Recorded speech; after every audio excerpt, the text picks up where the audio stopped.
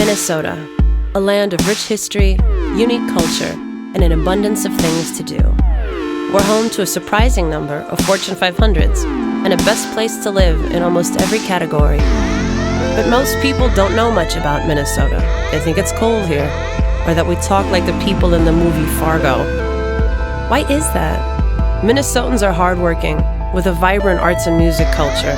We help feed the world, invent big things and ideas. We make global contributions and have a wealth of our own stories.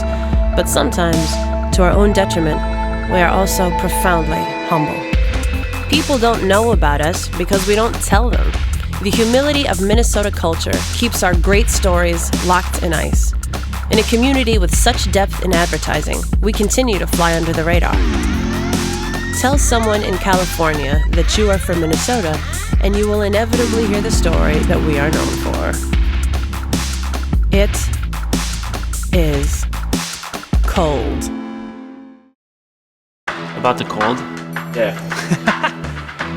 I have strong opinions.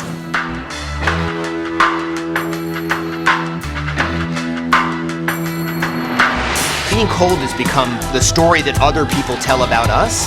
We need to start telling a different story.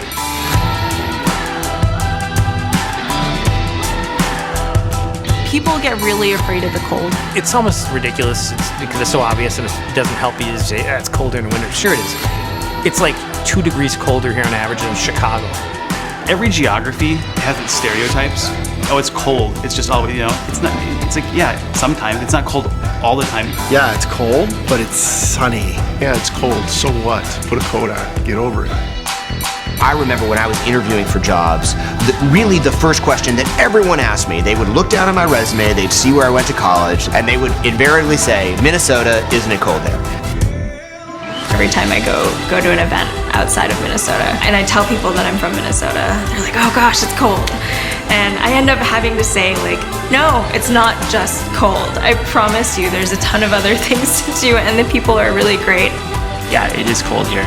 But guess what? We do a lot of really awesome things with it during the winter. And oh, by the way, our summers are amazing and we've got 4 seasons. While the world may think of us as a flyover, the truth is we have these incredible stories.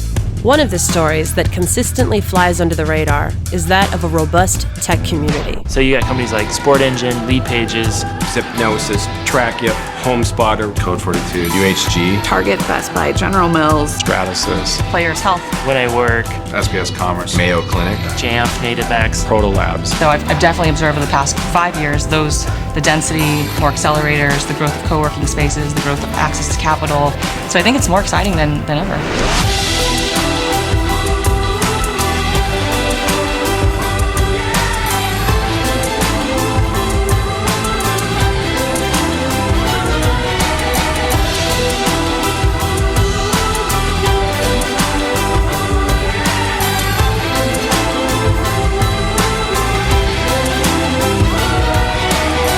I'm always really excited about cities thinking about what their expertise is, where they excel, what's unique about them, and really showcasing that. So not necessarily trying to replicate or be the next Silicon Valley, but be the next you.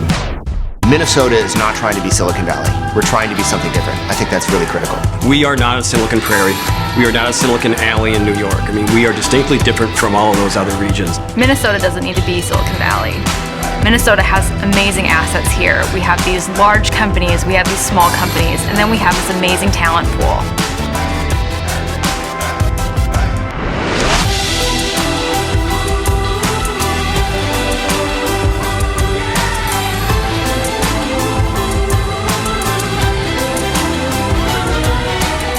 There's a lot to celebrate in Minnesota in our history of innovation. There are just a lot of moments in our history where we've really led the nation in innovation in different markets. As innovative as the world is today, we are all standing on the shoulders of giants. So much of the technology that the world uses today was created in Minnesota.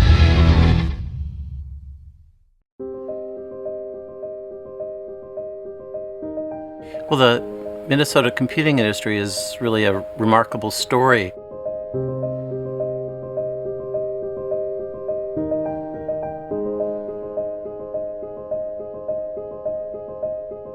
In 1960 or so, we had 4 big companies that were making computer systems. This is when Silicon Valley had people that were making transistors and diodes, but no computer systems. There were 4 big companies here. That means that Minnesota, that's the Twin Cities plus Rochester downstate, was the world's leading center for computer manufacturing. There's IBM and the bunch, and all but one of the bunch was actually here in Minnesota. And so there is just a real depth of engineering talent here that goes back to those mainframe days. Minnesota has a tremendous story in terms of the technology history. My name's Tom Meese. I direct the Charles Babbage Institute. The story started really in 1946 when the Engineering Research Associates had been a kind of super secret cryptographic outfit based in Washington during the Second World War. They wound up and got relocated here. The history of tech in Minnesota flies mostly under the radar because it literally had to. The computing industry in America largely came out of code breaking in World War II. The technology field grew out of classified government contracts. Minnesota firms had a lot of business in the military or with secret contracts, and in fact, with UNIVAC, they did some of the very most innovative work, but they couldn't tell anybody about it. So I think that it was really hard for people in Minnesota to see what they had right at hand. So our kind of sense, our identity of being a high-tech hotspot was absolutely diminished by that. It was kind of an accident where they landed in a glider factory in St. Paul, but it was no accident that they drew on lots and lots of skilled workers and engineers, people from the University of Minnesota, and took a startup and turned it into something big. So Howard Engstrom, been a Yale professor of mathematics, and Bill Norris and a couple of other people ended up being the guiding lights for that. John Parker was the kind of industrial brains. He was the one who was able to create funding, and he had a glider factory in St. Paul. So that group of people ended up essentially with a startup in a brand new industry without any kind of designated market. They wanted to build some kind of digital computer. Bill Norris had been involved with creating ERA, also decided at the time to leave. So he talked to some of his buddies, got some financing, and then set up the Control Data Company. Control Data is the famous firm because it had Bill Norris and then Seymour Cray and a bunch of people that ended up building some of the very first so-called supercomputers. These were really, really, really the fastest machines in the world. Control Data built early transistorized computers. Then when they turned to building supercomputers, they said, well, if we can build 10 of these things, we can make it go, because you would sell a supercomputer for like $5 million, $7 million, $10 million. That was a startup in 1957. Control Data is a $1 billion a year company by 1969, 12 years later, and they become one of the largest employers in the Minnesota computing industry. I think they are employing 25,000 people in the state of Minnesota and another 25,000 really around the world. We never got the name of Silicon Valley, but somebody should have stamped this remarkable computing development with some kind of a catchy term. History is important. It connects who we are today to who we came from. It helps us understand what's possible, what works, and what doesn't. The explorers of yesterday can help guide us into the future. By all accounts, we appear to be on the path to build something special once again.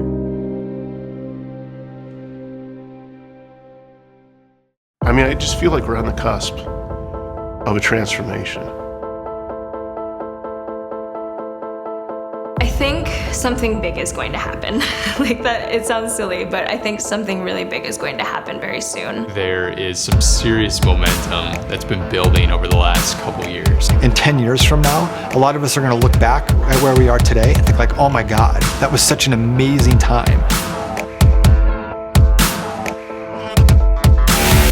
I think it's important because we're at an inflection point right now. It feels like the community is moving rapidly and changing very quickly in positive ways. We have a lot of large companies here, large companies that are headquartered here. We have a ton of tech. The momentum in the 1950s and 60s that drove the early computing industry is once again driving Minnesota to innovate.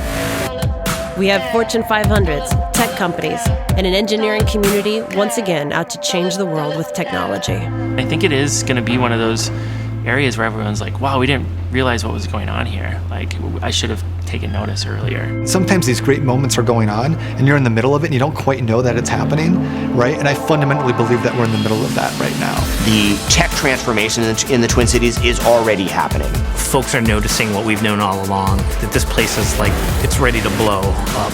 There are so many people that are getting into tech entrepreneurism, and there are so many startups, and it's such greater velocity and volume than 5 or 10 years ago. Right, we often talk about startup communities as a 20-year arc. What's happening in the Twin Cities is actually happening more rapidly. Like we're moving up that 20-year arc much more quickly than, for example, we did in Boulder, more quickly than I've seen in a handful of other markets. Last year was the highest year since we've been watching in terms of the amount of money invested into Minnesota technology companies, with over $380 million invested into Minnesota tech companies in 2015. But I also think that we're building some of the best B2B software companies in the market today. And a lot of them are the companies that we keep mentioning, whether it's Code or Jam or Sport Engine or Lead Pages or Wonderwork. They're all within that B2B software sphere. And so I think that we're really underrated from that perspective. I do think it's a really interesting time, and you can just feel that there's a lot of organizations coming up. More people attending more events and having more ideas and starting more companies that are gaining more customers with more revenue and raising more money than we ever had before. We have a long ways to go because we have high aspirations, right? But a lot of times you just kind of need to celebrate what's around you and realize how fortunate you are to be living where you want to live, building what you want to build, and working where you want to work.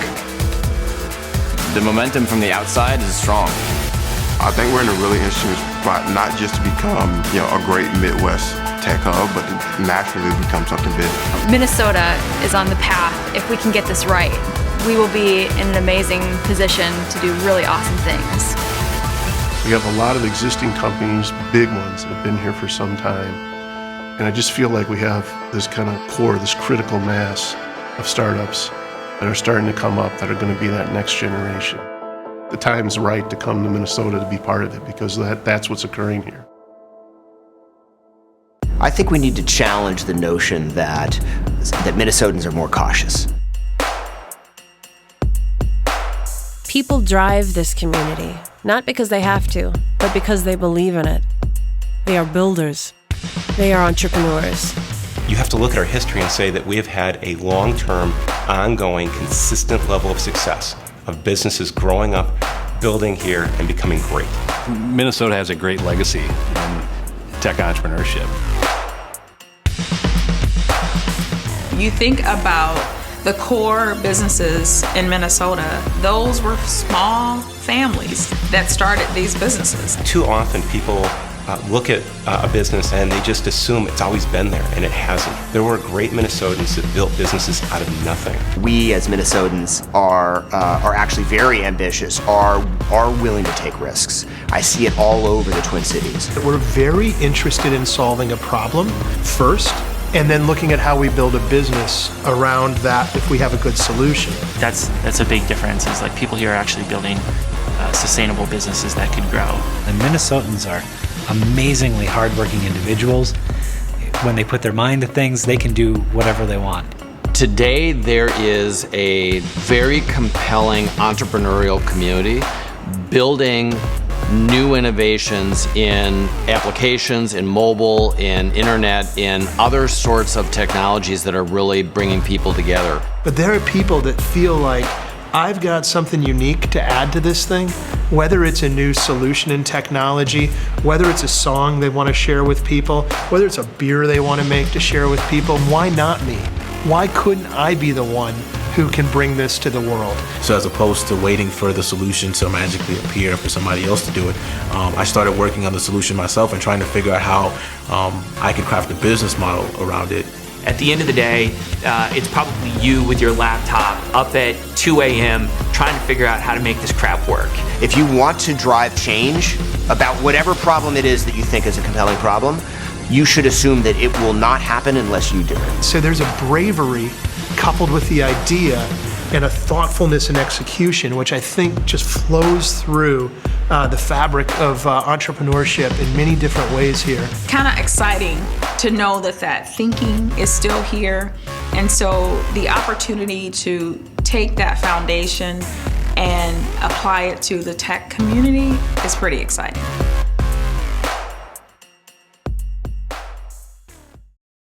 You did a barn raising together.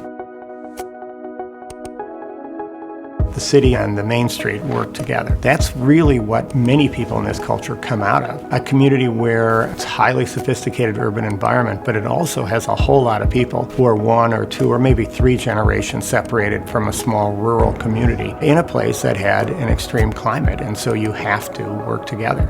And I think that's the bedrock of what grew up to be a community that has a disproportionate amount of collaboration. We work together. We take pride in helping our fellow nerds, and we do it because it's in our bones. So I think there's a handful of really important pillars to any robust startup ecosystem. It needs to be based on the principles of giving first, and that we are all in this together, right? And this is, I think, really a key, that people approach the market and say, how do I give to the community, not what can I take out of it? Yeah, I think it's back to the fundamentals of asking what you can do to be part of the community. I think people want to be part of something that's bigger than themselves. From everything from the Minnesota Cup to MHTA to online publications like Tech.mn to Minibar, Startup Weekend, all these different organizations, they're all working together. Our Fortune 500s locally have become increasingly engaged in the community, so I think that's got a great momentum behind it. One of the things that keeps students around after college is startups. The more that the big companies incentivize the startup community, the more students will stick around, the stronger the tech scene will be for the big companies and for the startup. This is a place where you can either start up or settle down. You've got an incredible amount of opportunity from a flourishing startup community.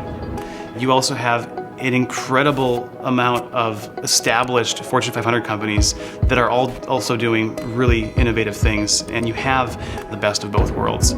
So to me, it's bringing the technologists together, bringing the entrepreneurs to a place where they can showcase their work and get outside help and feedback through the Minnesota Cup and other venues, and then having this co-working environment. Those 3 things are the most important environmental changes we've seen, and I think it's having a huge impact.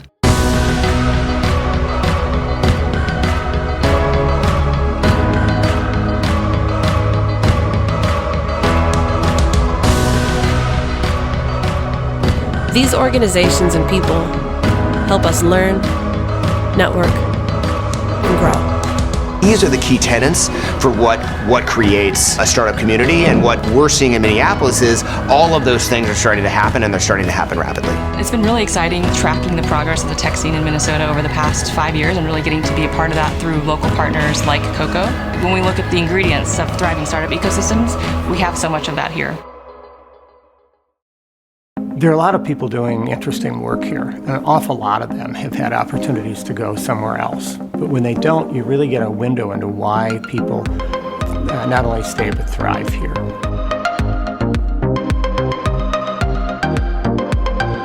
I think there's something about like the integration of all these things here in this, in this area. Bicycling, boating, canoeing, kayaking, motorcycling. We've got camping galore. The bike trails here are phenomenal.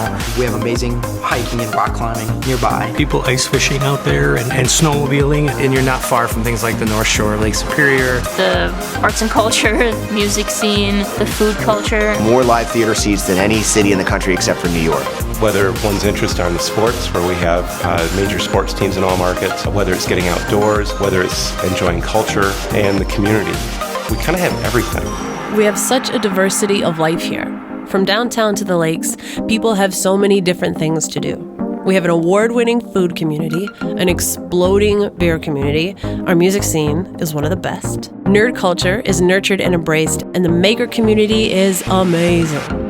I particularly am connected to the maker culture. Being a geek in this town is really gratifying because you don't have to look very far to find your kindred spirits. It provides a really cool, artistic, creative scene here that I know all the developers that currently live here really like and would never leave for a million years. We just have a great place for foodies and people who love food. So whether you're interested in an Indian food or Thai food or Italian, there's definitely a bunch of different places that people can go.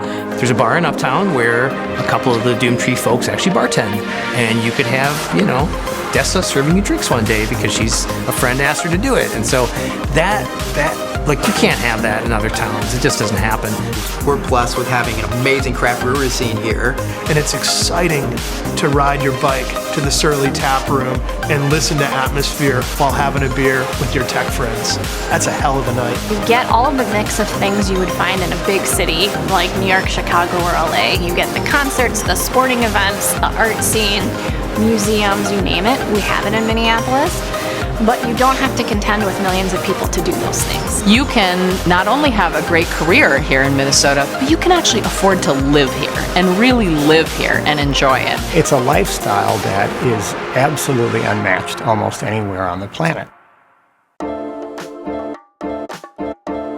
What really becomes important is having a what we like to call a coral reef, where there's lots of species that are all contributing to the ecosystem. I sometimes talk about this concept of entrepreneurial density because you need that density. People need to bump into each other going to get a cup of coffee or having a meeting somewhere, right? You need people to be a part of an ecosystem that they recognize as an ecosystem. With co-working spaces, you find places for startups to start up.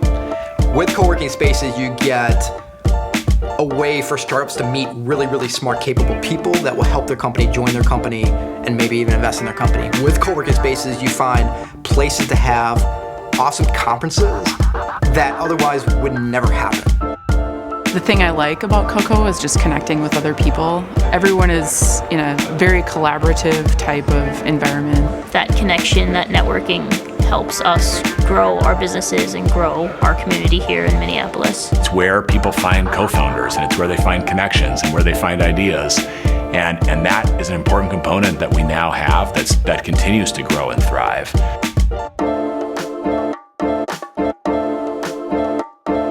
I'm a huge fan of what Beta's doing. A great event where startups actually showcase in kind of an informal manner. There might be 10 to 12 companies actually demoing their product. And I just think it's really cool because it gives more startups a chance to get out kind of with their more core team. BetaMN, I think, is another piece of that puzzle. More so on the networking and kind of one-on-ones that occur throughout the life of the event, and then also the kind of the vibe and social side of the organization amongst the founders themselves. So it's a founders first organization, right? So we're just here to provide exposure, connections, and curriculum around how do we support each other. It's grown beyond just the showcase event that occurs, and now we're doing Beta Bridge, which is a connection between startups and corporations here locally, Speakeasy, which is kind of a founder-to-founder peer group meetup that we hold regularly, and we've got plans for a lot more.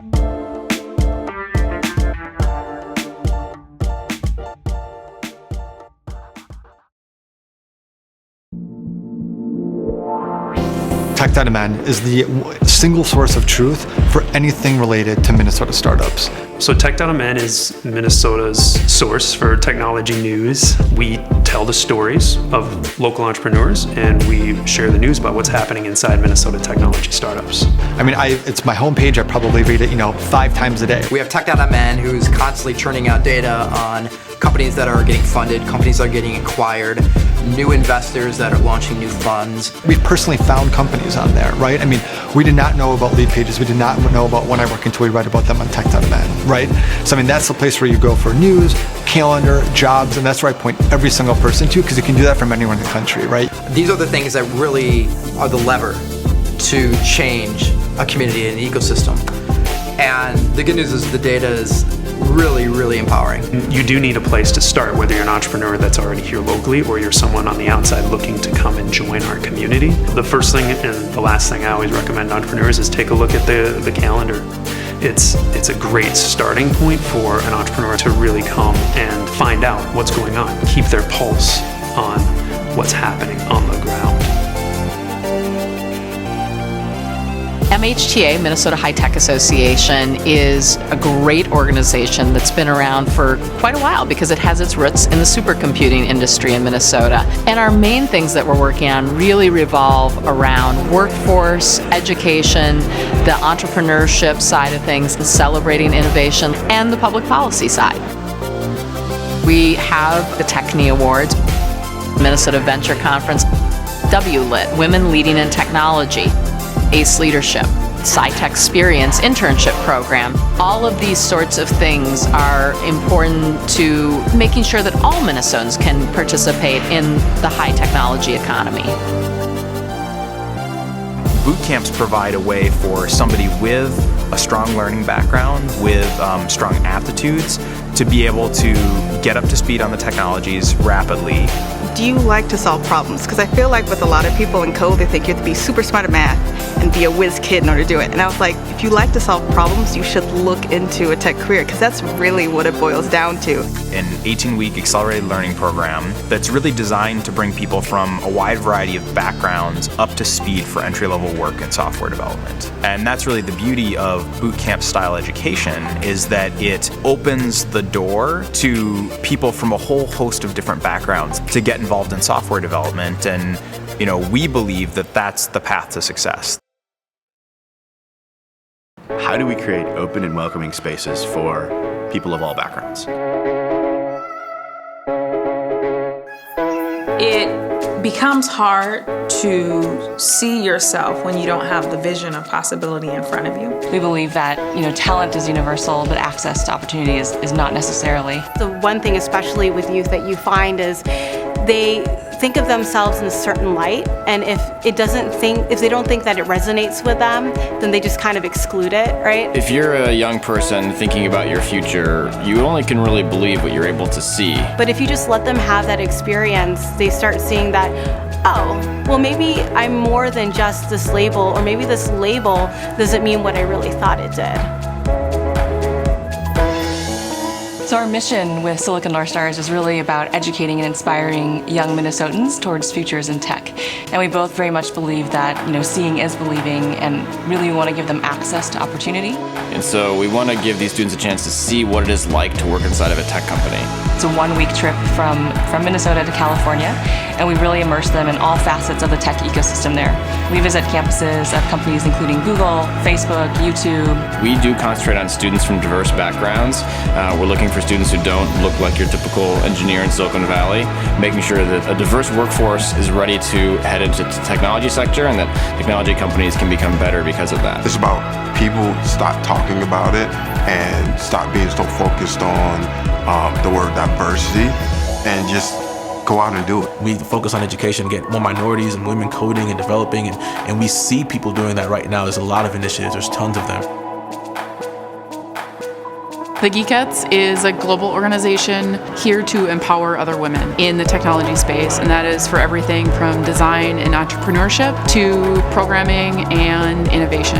Just exposing more women and young girls to entrepreneurial thinking is key, because I think that, finding things that connect with their passions and their interests and things like that, that's the important piece, because they're going to be successful entrepreneurs if they're really connected and passionate about something. We host monthly events, typically they're workshops or networking events, trying to be a leading force within the community to show that, there are women here and we're a visible presence. Having the community behind you, having that support, that's what all these organizations are really great at, is that bringing women together, having a stronger voice because of it.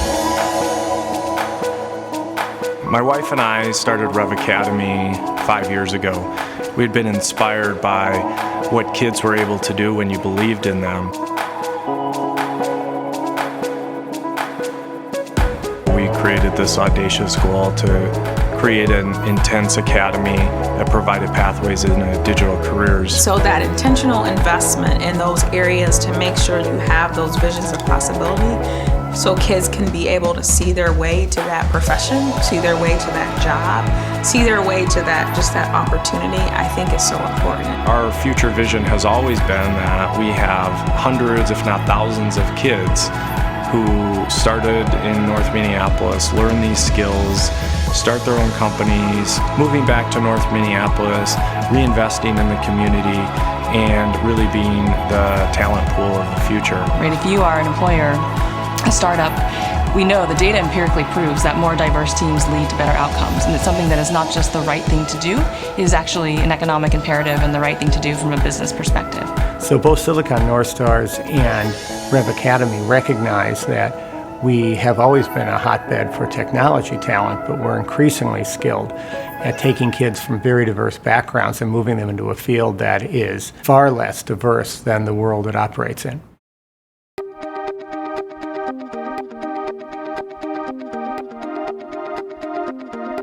The Minnesota Cup helps the earliest stage entrepreneurs, those that are the hardest to find investors, those that have the greatest risk in them. How do we help them get mentors? How do we help them write a better business plan? How do we get them some exposure in the media? How do we provide programming that educates them on how to raise capital? And these are all things that are really critical and hard to find for the early stage entrepreneur. Our experience with the Minnesota Cup, it was probably the best experience I've had as an entrepreneur. The Minnesota Cup, I think, encompasses what Minnesota's all about when it comes to being an entrepreneur, being in technology. It gave us a real opportunity to get in front of a mass amount of people at one time and kind of tell our story. We're able to create some meaningful collisions and connect people with resources, exposure, and additional benefits that we probably don't even know that we're helping to facilitate. You're working on your business plan, you're perfecting your pitch, you're working on your sales model, you're working on your business structure, you're working with a knowledgeable mentor to help you do all of those things. And at the end of the day, if you're so fortunate to win, you get capital to help grow your business. I mean, we have everything from technology to food, social entrepreneurship. Competition has now been around for 11 years. We've had over 10,000 participants. The top finishers in the Minnesota Cup have raised over $175 million in startup capital. And as we look forward over the next 5 or 10 years, I'm really confident that some of the ideas and more importantly, the people and the talent that we're developing, that they're going to do some great things and take the tech community up to the next level.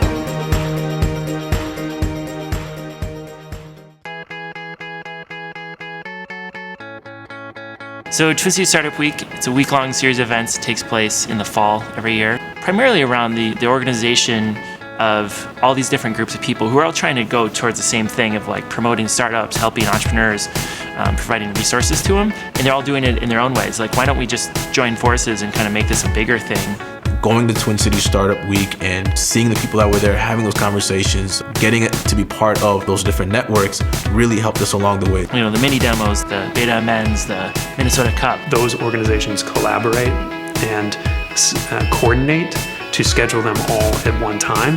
It creates these spaces for new events and new people and new companies to get involved and to hear about tech because there's so much momentum, so much critical mass. Glitch is a nonprofit that supports and advocates for digital games as a culture, career, and creative practice. And we do that through education, and we help inspire and support emerging creative technologists who are working on digital games and simulations. Personally, I was surprised when I got here to discover how big the gaming community was. Games really were huge in Minnesota, starting off with the Oregon Trail. So Oregon Trail was originally made here in Minnesota, and I actually grew up playing Oregon Trail. Games have traditionally been a really big part of technology. We help try to create pathways that really help people explore what games are, help explore careers, help explore different ways to make games. That's really the essence of what we do is we try to get people connected, try to get people to understand really what it takes to be working on games.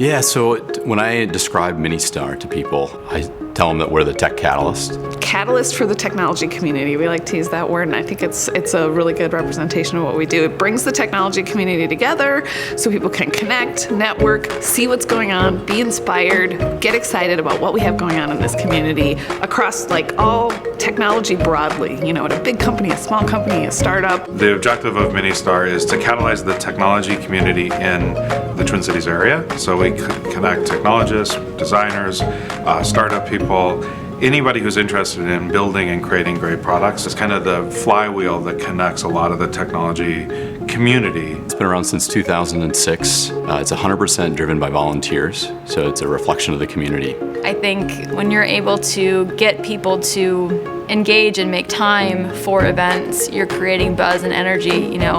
Ministar is a great organization. Whenever I hear somebody say, hey, I just moved to the region, I'd like to meet other people in tech, I always say, well, go to Mini Demo. That's the very first place you should go. Get to know people, introduce yourself, you'll meet new friends, and see the amazing work that's happening in the community.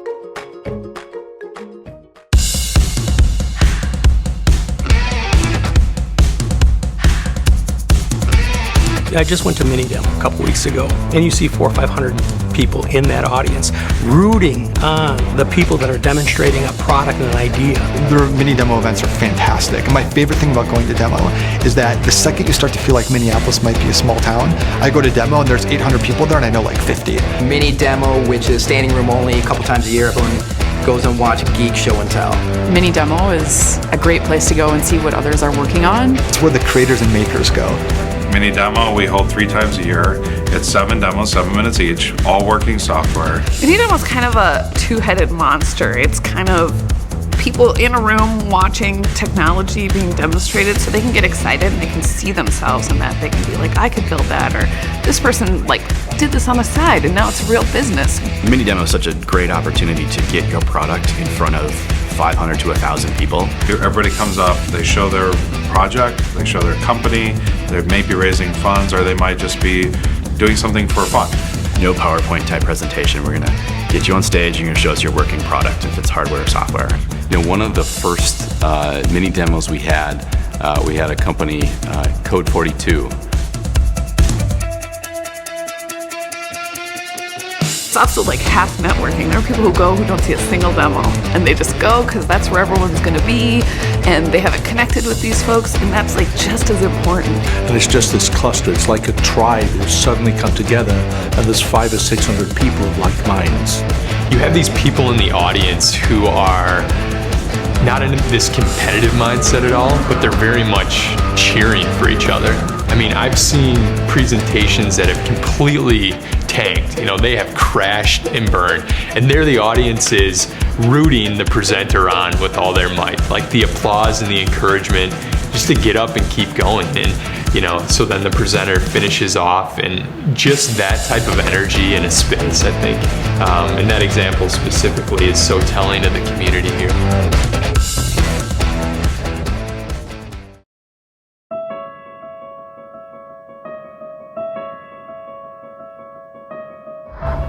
It really is about the people. I know that sounds just so cheesy, but like in my role, we have 350 volunteers that engage with the Minnesota Cup. We have 60 sponsors. We have amazing people that give time, energy, ideas to help grow this program, to help support entrepreneurs. You know, what's always struck me is that there's really good talent in this town, and the work ethic is ridiculous because it's a Midwestern work ethic. Yeah, I mean, I think one thing that really stands out is just not only the work ethic, but also the loyalty of employees within Minnesota, right? So this is something where when people go work at companies in Minnesota, whether it be startups or larger companies, oftentimes there's a real connection of why they're doing it. I mean, it's not because they're trying to get rich, you know? It's just because they're glad to be part of something that's really exciting and to have fulfilling work. It doesn't have to be the most sexy project in the world. It doesn't have to be cutting edge technology, but if we can make a difference, that's when I think our employees get excited. In Minnesota, people find something that has meaning and connection to them, and they stay and they work hard at it. The expectation is you're going to work hard. People want to work hard. They want to deliver value. They want to do good things. They're rolling up their sleeves and they're helping out and they're donating stuff and they're doing so many things that you know that you'd be welcome with open arms. The people here have that sort of conflation of the creative and the technical ability. We view technology almost through the lens of people, that people are creating it, that people are using the technology, and that we really value people. The people in this community are different. Minnesotans are makers by nature. We make music, business, food, beer. But the magic is in the people. In our tech community, successful people don't outgrow their need to help. They're always helping. Everybody's working together to help everybody else be successful. And then they go on to do great things, and then they come back and reinvest in the community. there are a lot of people who want to win together. You look at it and say, I want to work with those people. It's actually fun as an employee to have colleagues who really want to work on a problem or a project or solve something for the future. That's exciting. People are helping each other out here. There's a sense of community and a sense of like we're in this together and a real kind of collaborative spirit in the state around growing this tech scene. You'll find that the most hardworking people are often the most eager to help. You'll find the most intelligent people are the most eager to learn more and even more importantly, give back and teach and mentor. With my job, I've got to travel a lot of different places and meet all kinds of different people. But I have not met such a humble and hardworking group of people as I've met here at home.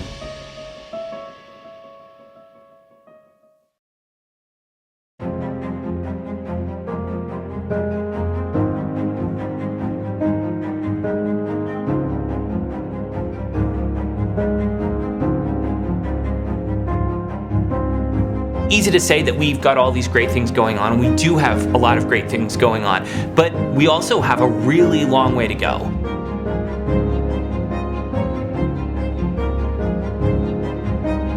Our success is by no means certain, and so as much as anything, I'd really like to invite people to participate in something whose outcome is not certain. I challenge people, what can you do to make this a better community? And if you are passionate about a problem, what can you do to go solve that? So I think part of it is just pride of community. We ought to really celebrate what we've done historically. But just as importantly, if we're going to build a vibrant entrepreneurial community, we need to have people who grow up in Minnesota believe that those opportunities are there for them here. And we're going to need to attract people from outside of our community to come to the Twin Cities and be a part of what's happening here. One of the amazing things about being with Midwesterners is we're very understated. There's a huge sense of humility and humbleness and servitude for what we do, right? We don't do it for ourselves, we do it for other people. So as a result, we don't tell our stories that well. So I think to create an army of storytellers, again, we need to have people feel like this is really a part of their story. What does tech in Minnesota mean to you, right? It doesn't matter what it means to me. I think the challenge is for each of us to actually decide what does it mean to me and go tell that story. That's the story that matters. The better that any community can get at finding a way to share their voice, share their story, and a little bit of vision, that's the inspiration to get people excited. We need folks to just get more vocal here locally. We need to have people tell better stories. We need to get better at just owning what we got, and what we have is like a really amazing, part of the country with amazing people. We need to start telling a different story about entrepreneurship that's going on here, right? It's our job to tell that story. If we don't tell that story, people are going to continue to believe that there's not a lot of tech going on in Minnesota, that it is really cold here. Break through the cold. Welcome people outside of our borders. Welcome people that don't look like you. Help us become more diverse and inclusive. Try something different. Go do something entrepreneurial. Start a meetup or a company or a project or go to mini demo. Jump into the community and they will embrace you. Learn more about our story. We really are so much more than the cold. We are kind. We are passionate. We are entrepreneurs. Join us. Join us in telling our story.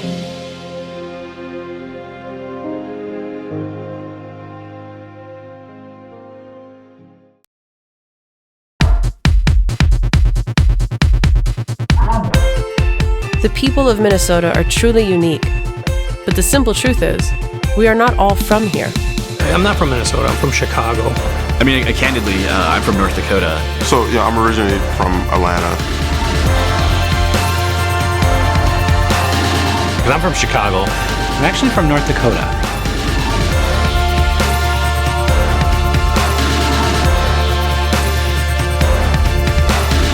I was actually born in Nigeria. So I grew up in Boston. I'm from Colorado originally.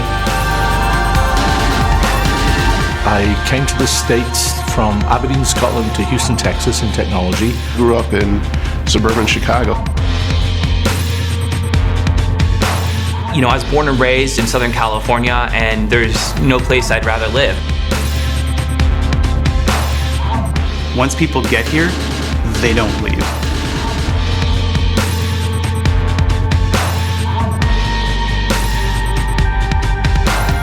As soon as I moved here, I kind of felt like it was okay to be here. I mean, you look at Minneapolis, or just the quality of life that exists here. I mean, I think Minnesota is one of the best kept secrets in the country.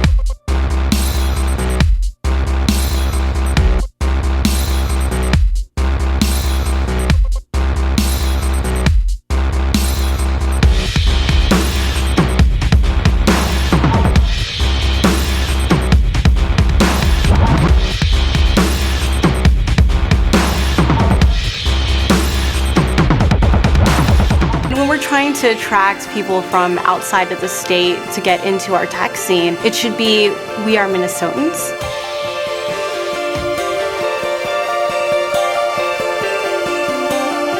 If we think of that kind of foundational, how we share in our abundance and how we work together, people, when they experience it, never want to be in another environment, and it's very heartening. If you haven't been here, you should come here and give it a try. To those outside of the Minnesota community, come check us out.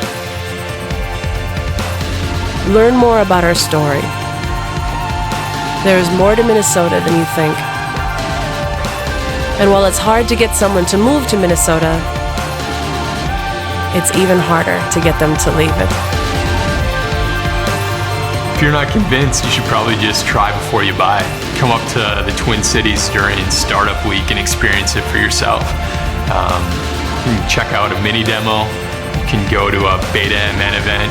You can go to a Minnesota Cup event. There's going to be all sorts of happy hours and tours and activities throughout the week. Try it out. I'm sure you're going to fall in love with it.